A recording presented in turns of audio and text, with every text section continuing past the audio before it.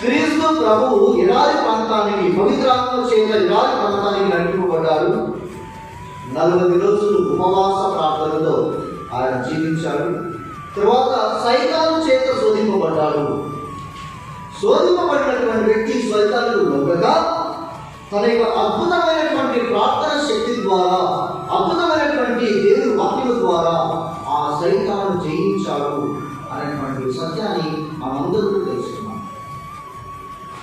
బలహీనుడుగా ఉన్నటువంటి మానవుడు అదే బలహీనతలో ఎప్పుడు కూడా జీవించడానికి అవకాశం లేదు.